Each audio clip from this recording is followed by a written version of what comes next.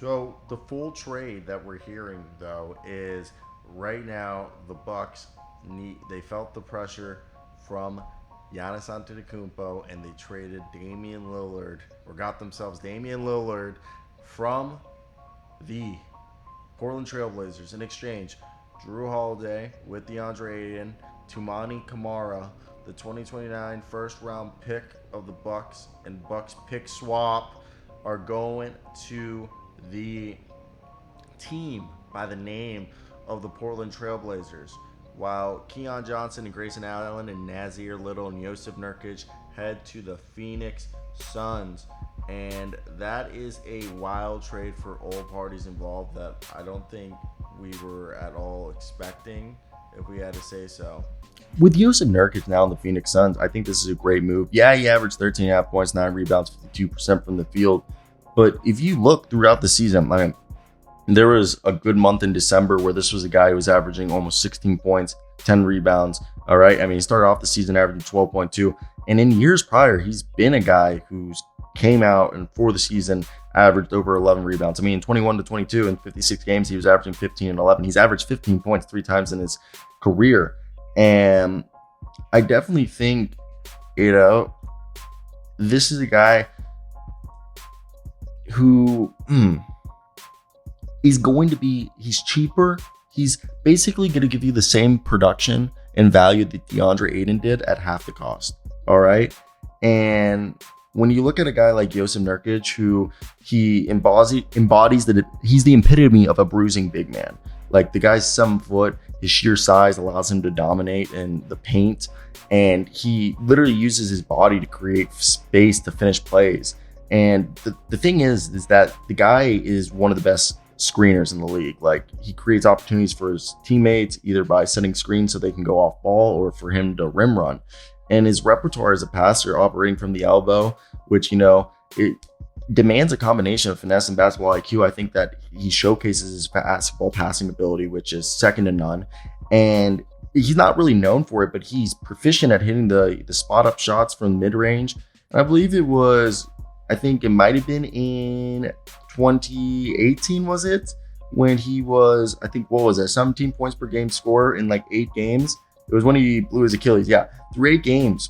Basically, he only played in 8 games post All-Star break. And he was a guy who literally averaged 17.6 points. He was shooting, 50% from the field, 10 rebounds, 2 blocks. But he's shown, like even in that time, he was dishing out 4 assists a night. He's shown the ability to score. Like he's underestimated. While obviously he's not known as this elite rim protector who's going to block shots, but his ability to control the boards, use his size, and have these quick hands that allow him to disrupt the passing lanes and rack up steals way more often than players of his size and at his position typically do. So for him, it's really fun to see what he's been able to do.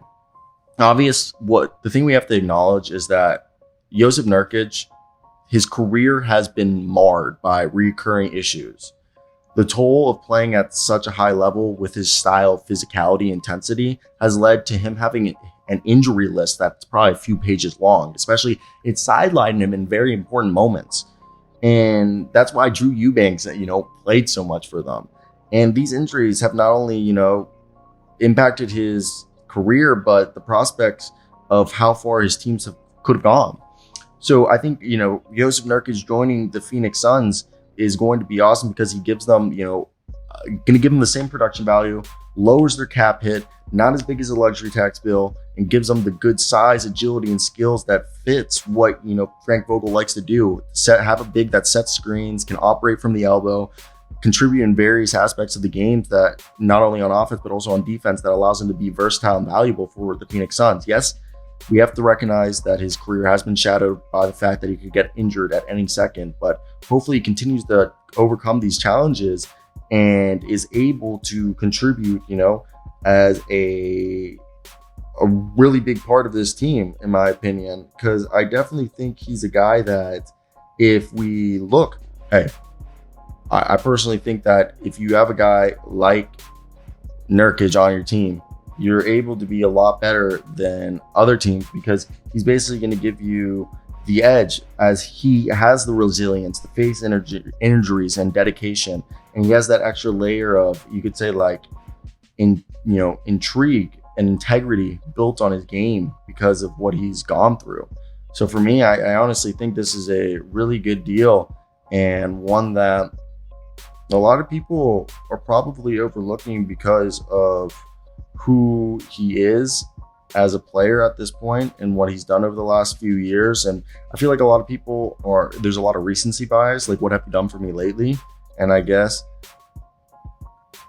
he hasn't done what they wanted. So I don't know. I definitely think that if you look at a guy like Jusuf Nurkic, now surrounded by Kevin Durant, Bradley Beal, Devin Booker, okay, I think it's awesome, and it's going to be cool to see what he'll do for this Suns team. So let me hear your thoughts before we continue the video. So Jusuf Nurkic has been traded to the Phoenix Suns for DeAndre Ayton, and we're just going to talk about how he fits into this team. So Jusuf Nurkic, I've actually always been a pretty big fan of his, and I like him. First off, why did they do this? They get a center who's going to give similar production, a guy who is also a low usage rates, in terms of, he's not a guy who needs the ball a lot. He's rebounded, putbacks, getting block shots on drop coverage. He's a fun player. And last year, and he's a guy, yes, he came off an injury. First off, Jusuf Nurkic averaged 13.5, 9 rebounds, 3 assists, and 52% from the field last year. He's 7 foot, like 280 pounds. He's still a good player. And he's a guy who's had career high of 17.6 points when he played only 8 games. So that's not really indicative. But he averaged 15 points twice in his career already. 3 times, my apologies. So he's definitely a guy who can be that type of scorer if needed, as like the 4th option. But he really isn't needed to be, because they got Devin Booker, KD, Bradley Beal, and then I guess he is the 4th option if you want to say it. But I would put like Eric Gordon off the bench, maybe in front of him. Maybe that's just me. Someone's gonna go like it's ball. But Jusuf Nurkic, the way he fits here, he's just a bruiser, 7 foot, who's like almost 300 pounds, 290, baby. Okay, and he's actually a way bigger, like way more mobile than you would think, and he's a brick wall when it comes to those screens. And he's able to finish down low, great passer out the elbow, and just again, guys, a solid rebounder, rim protector. He's not elite, but he's not average. And the only, the downside is he's constantly, hit with the injury bug. But again, you can't be paying him $17 million over the fact that you would be paying DeAndre Ayton like 30 plus. So for me, that's just called money moves, baby.